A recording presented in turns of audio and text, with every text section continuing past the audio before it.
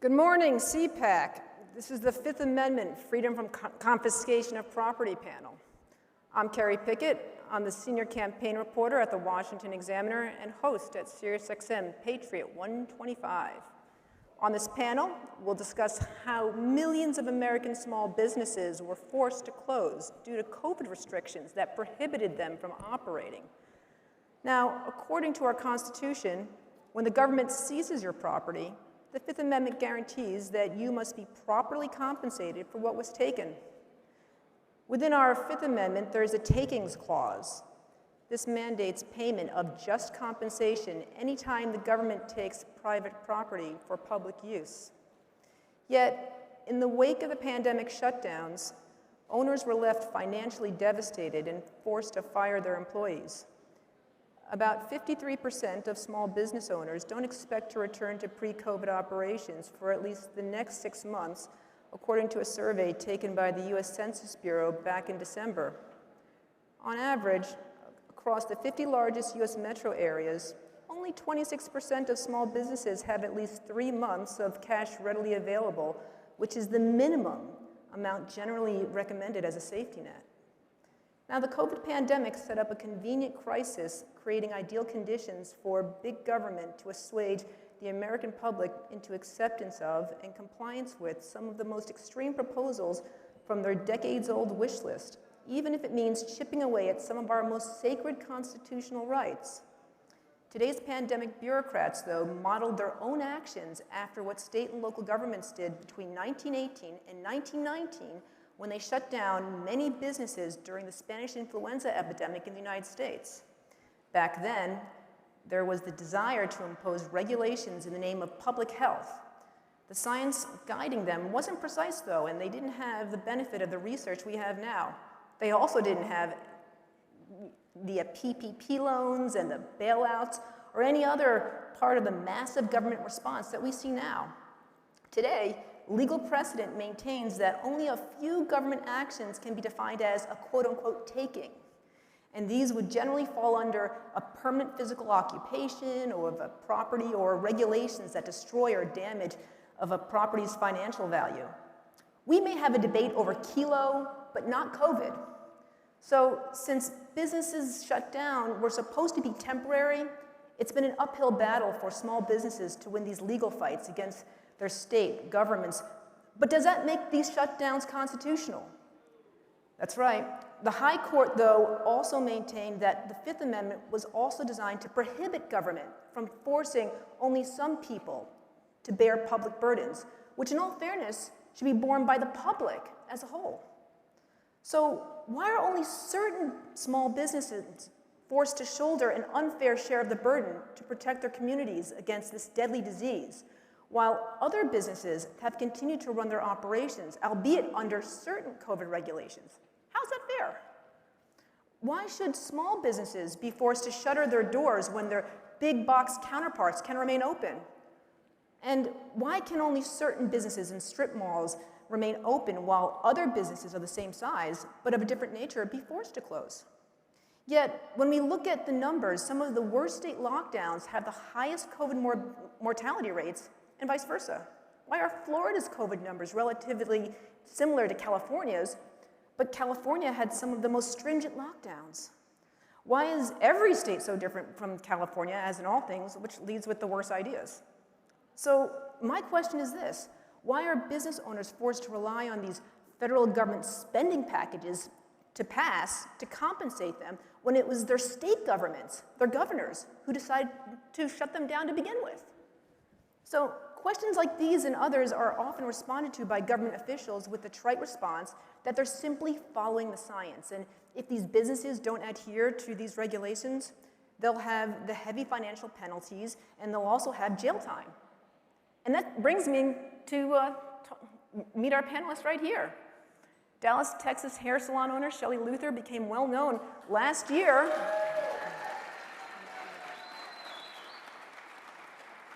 when she reopened her salon 4 weeks after the state issued a shutdown order for business establishments just like hers. She was sentenced to 1 week of jail time and issued a $7,000 fine by a Dallas judge who told her she had the option to avoid jail if she admitted to the government she was, quote, wrong and selfish for reopening too soon.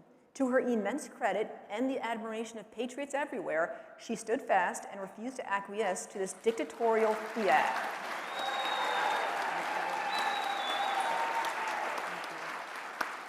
She chose instead to face imprisonment. Ultimately, she was released after 2 days when Governor Abbott removed the threat of jail from the order she'd violated. Another defiant business owner we have here on the panel is Ian Smith, co-owner of Atilis Gym in Belmar, New Jersey. Ian and his co-owner, Frank Trombetti, famously refused to follow New Jersey Governor Phil Murphy's shutdown orders of non-essential businesses since last March. Despite Murphy's continued attempts to close down they repeatedly reopened their gym. Remember them kicking down the doors, filed a lawsuit against the state, and they were arrested and had their license rescinded by the borough of Belmar. Ian and Frank have raised over $468,000 and counting in their legal defense funds for their efforts. Congratulations, Ian. And finally, we have former Nevada Attorney General and ACU Foundation board member Adam Laxalt. Laxalt has served as Nevada's Attorney General between 2015 and 2019. Prior to his time as Nevada's Attorney General, he worked at the State Department under John Bolton during the George W. Bush administration, and he later served as the U.S. Navy's, he also served in the U.S. Navy's JAG Corps. Let's hear what our panelists have to say right now. Mr. Attorney General.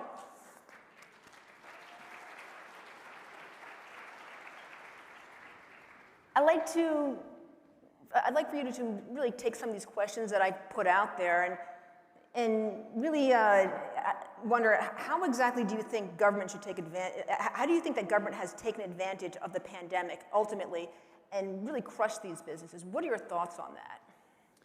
Well, I think it's important that we go back to the beginning of this. Our founding principles, both the U.S. Constitution and state constitutions, we enshrined individual liberties for a reason. They knew that government, in general, was always wanting to encroach upon our liberties. This is something we've seen forever. But I think they particularly knew that in times of emergency, that emergencies would be used to take as much power as possible. And so, as been said many times, our individual liberties are not fair weather rights. And sure, it's easy for us to preserve our individual rights when there's not times of crisis, although clearly many of our rights are generally in jeopardy.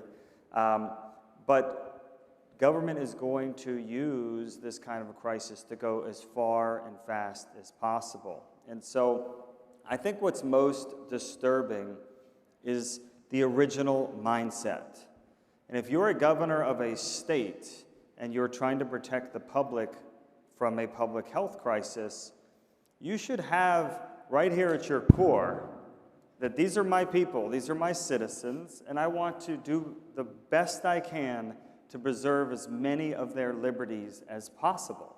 That should have been the starting point.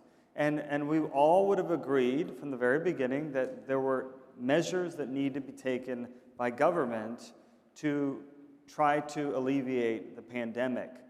But rather than do what, say, Governor Ron DeSantis did, when he was faced with the call to close churches, what was his response? His response is, freedom of worship, this is a fundamental right. Who am I to say that someone can't make that personal decision to go to church and receive the bread that they need?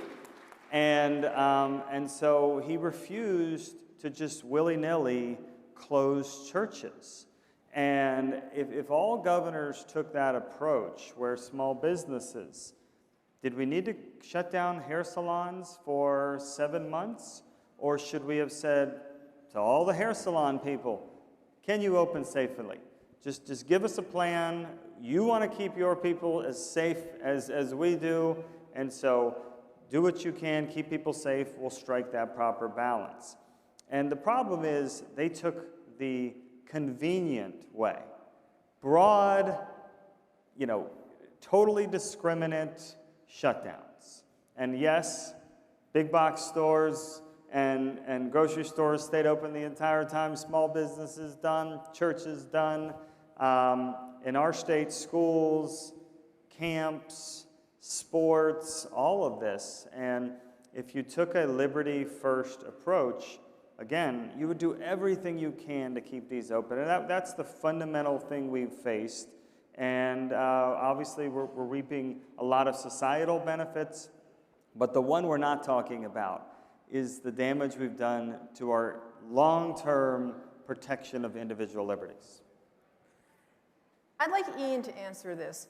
Do you feel what happened to you and businesses like yours and Shelley's was a violation of the Fifth Amendment's taking clause? And does the government have an obligation to build you back up? First of all, the entire thing from start to finish has been trampling on numerous parts of the Constitution, and the Takings Clause is one of them. And you're guaranteed in the Constitution to the right to life, liberty, and the pursuit of happiness. And if there is an instance where the government has to come in and suspend that, then you should be justly compensated. It says it very clearly. And you had businesses all across the country who were told to shut down, who weren't given any due process in that shutdown. There was never any clear and substantive science put forth that said, this is why you're a danger, and this is why we need you to close. And I think that a lot of small businesses, if that information was presented, would have shut down, because I think that we all as Americans care about each other and we do want to do the right thing. So it wasn't fair. It wasn't fair. There was a massive double standard. And then we were told to sit by and kind of stand by and wait while the people up on Capitol Hill played politics. Meanwhile, we have no relief, and we're expected to continue on with our bills and punished if we don't. And right away, what did we see? We saw politics at play. We saw pork spending in these massive federal bills, and to what your point was earlier, it was handed off to the federal government when the states were the ones that were responsible for the shutdown. And we know that the states were receiving federal money for all these positive cases and for these hospitalizations, and the state never stepped in. And that's their responsibility first, because the order came from them. There was never any relief put forth, and then finally, when the federal aid packages came, they fell laughably short for most businesses. We saw big businesses and all these big corporations who were still in operation pick up funding. And I don't know about Shelley, but we didn't get any money at Atilis Gym. We were told that because we weren't in business for a full calendar year, that we weren't eligible, even though in 2019 we had paid our taxes and we had done the right thing. So it's a gross violation of the Constitution, and it's really sad that that gets looked over, and small business gets the short end of the stick, while you see big corporations never having any trouble getting big bailouts. We've seen it time and time and time again, where the government will come sweeping in to rescue the automotive industry or whatever it may be. But the good, honest, hardworking bulk of Americans who just want to live the American dream and want to do the right thing just get hung out to dry. What about you, Shelley? How do you see it? Well, first of all, I want to say, and I think speaking to Ian backstage, I want to thank you guys for standing behind us. There's no way that we could have done this without you, and it sounds cliche, and it's still a little upsetting. But it wasn't about a hair salon. It wasn't about a haircut. It was about common sense. I've got the dog groomer next door. Cutting dog's hair, essential. You could you could get an abortion. You could get liquor to go in Texas. You could buy CBD things. all of these things, but you could not get your hair cut by trained stylists who have hours and hours of sanitation training. And we can talk about the Fifth Amendment, and we can talk about due process, but it just comes down to common sense. And just to say, Governor Abbott was not on my side. He did not get me out of jail. He was a big problem in this. Not only did he close my business down, the government closes my business down, they get me thrown in jail, and then the government puts over $2 million against me when I try to run for state government. So we have a big problem with the establishment, and we need to get people out to vote for real people that have your concerns and your heart in mind, and that's what this is about, common sense. Now, Mr. Attorney General, how do you feel Nevada has fared?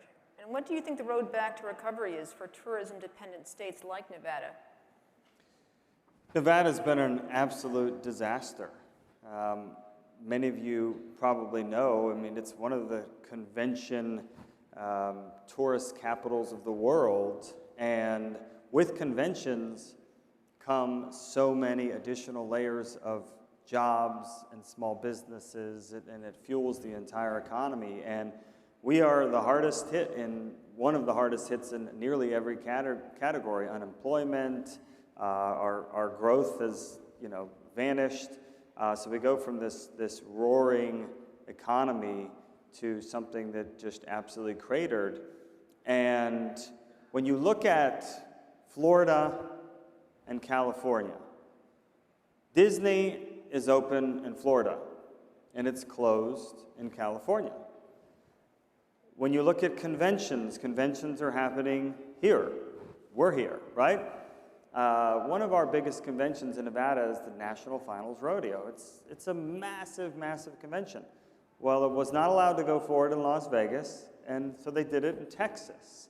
And when you have these clear examples that another state is finding a way to safely do something that your state didn't find a way, it is just shocking and of course really, really upsets people.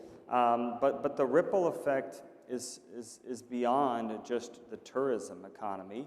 We have so many small businesses all across our state that are not going to come back. They're just not going to be able to make it back. And I asked this question. Our schools are still largely closed, our public schools in Nevada. The question is, if teachers were not being paid over the last 9 months, is there any chance that schools would still be closed?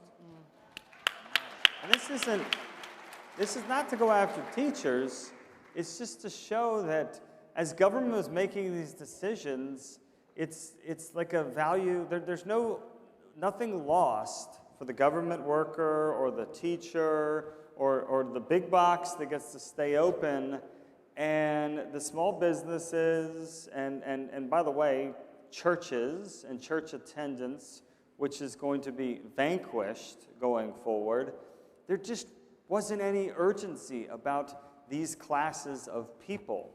And of course, there's no science that distinguishes these things. There really isn't. There's no details that definitively say why California has no dining indoors.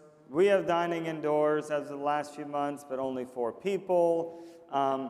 And if you wear the mask as you're walking into the restaurant, everybody's safe, and then you sit down. We've all done this. You sit down 3 steps later and take off your mask. And so whenever people, like you said, try to ask common sense questions, they're just immediately shut down.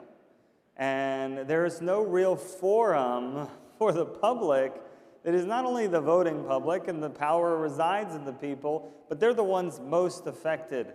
They aren't included in this decision, And in my state, as one example, the governor for the first many, many months did all this unilaterally.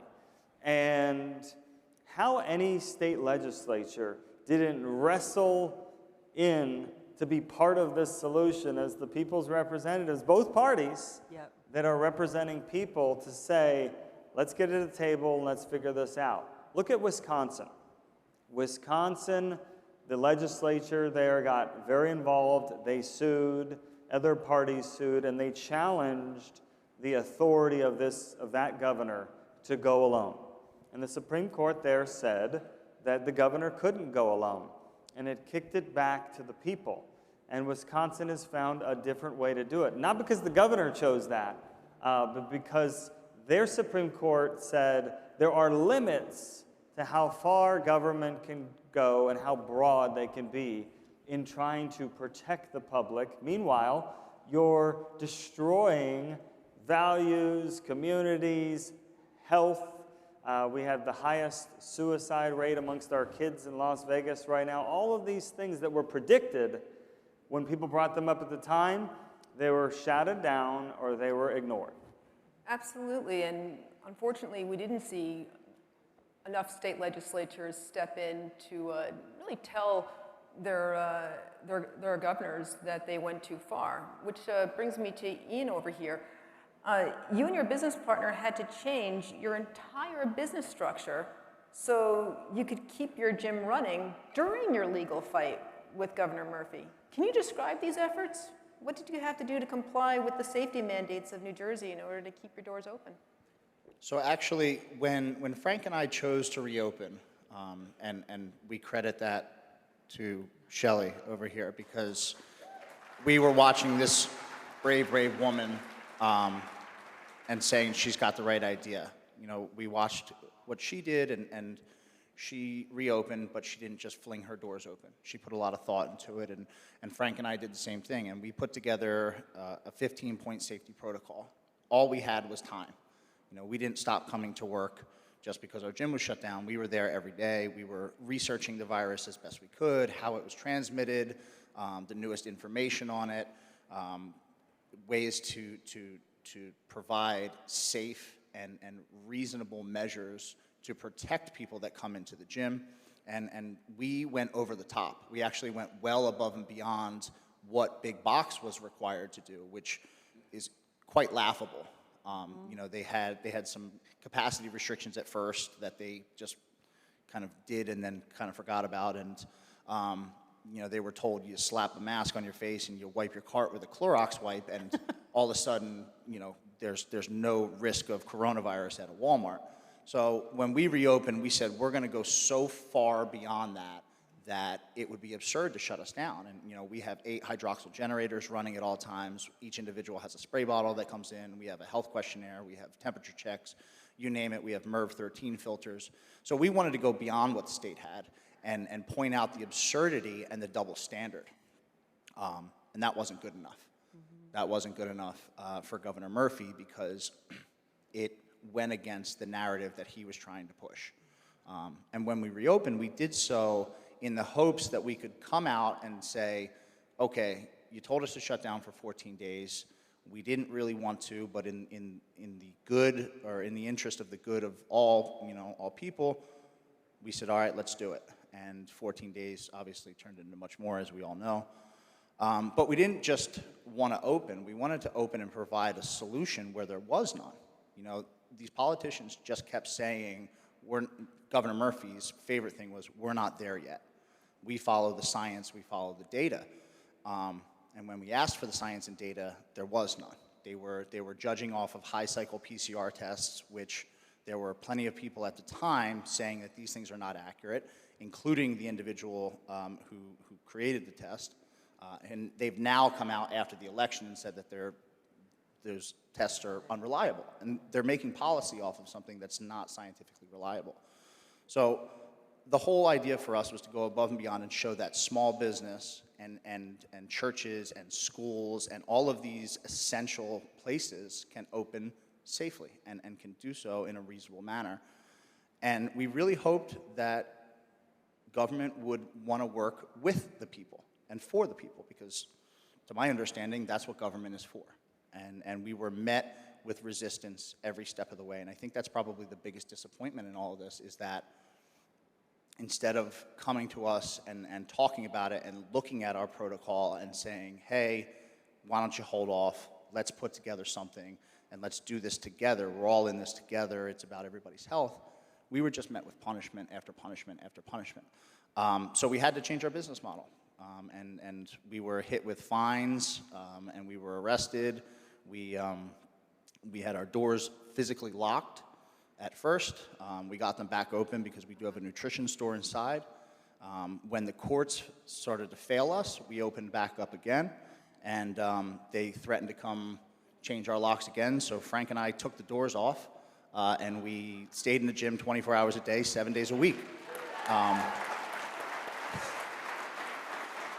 And as I can laugh about that now, it's sad that that's what it's come to stay in business as an honest, hardworking American, when big business is just allowed to do whatever, you know. And then we've had our business license stripped. So right now we run off of donations, and we are blessed with the support of so many Americans who care about us and believe in what we're doing. And we sell a lot of T-shirts. We don't charge our members. We have not charged our members since April 1st of last year, and we will not do so until we win our legal battle. Wow, way to go.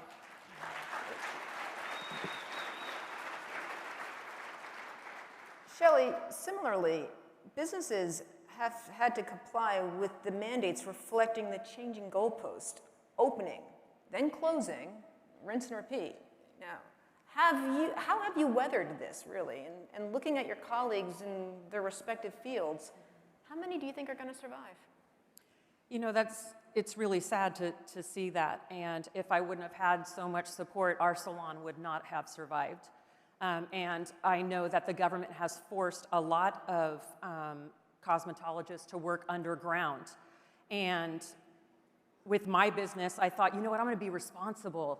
Sanitize everything, put the waiting chairs 6 feet apart outside, put my own money into sanitizing stations and everything.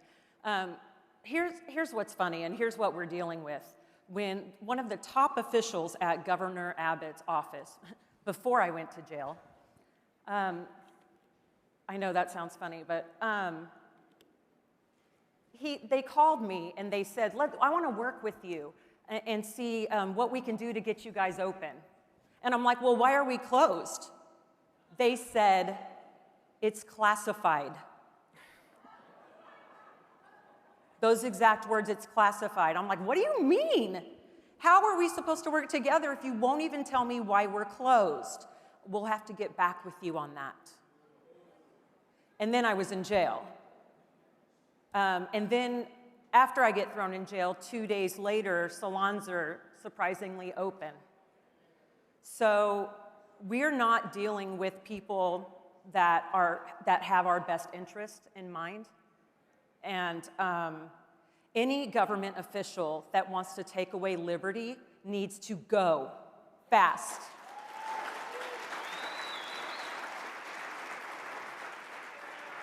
As far as losing businesses, we need to work together as a community because we cannot rely on the government to help us. We are not that party.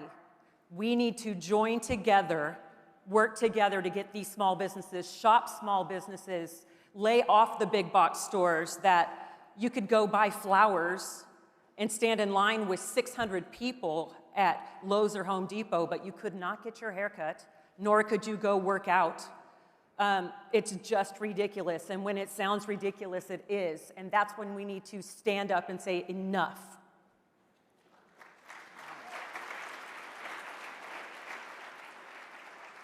Now, Ian, is it my understanding that you're looking to put together a website to really reach out to a lot of these businesses that have been struggling, to really help them who've been shut down, and to help them sort of set up a structure in some way? Can you talk about that? Yeah, you know, that's, so when we reopened, we did so not only in self-preservation, but because it was the right thing to do to take a stand for our own liberties. and we wanted to inspire others to open, and a lot of people are afraid because these are good, honest, hardworking Americans who most of them have never even had an interaction with the police. So they don't know how to navigate these situations when the cops come knocking or when the health department comes knocking. They don't want to be in that situation. You know, all these people want to do is just make a living. You know, so the reason we stood up in the beginning was to inspire others, and people were still reluctant. You know, so we set out to create that website, and we did, and it was called StayOpenStayFree.com. And I actually did an interview with Pete Hegseth about it on Fox News, and the moment that I posted it on social media, it was taken down, and my account was severely throttled, and we were then dealing with big tech. You know, so that really, it didn't take off the way it wanted to. There's a lot of other grassroots organizations that are out there trying to do that, but it just shows the extent of what we're actually dealing with when you're being censored for something like that. You know, we're not inciting any bad things. We're trying to get businesses back on their feet, and big tech doesn't want that either. And Shelley, are you doing something similar? Yes, of course, we got a lot of GoFundMe money. Our charity, Courage to Stand, we gave away over $100,000 to businesses that were struggling, and we continue to do that now. We're starting a podcast on, I think it's going to release Friday. We interview heroes and people that have done, and I want you on my show, people that have done really amazing things that you never thought that they would do, and we want to encourage people to get out and be that person. You are that person. You have that inside you. Let's get out and do this. All right, and with that, we're going to wrap it up there. Thank you, everyone, for coming to this panel today here at CPAC. Enjoy the rest of CPAC. Thank you, everybody.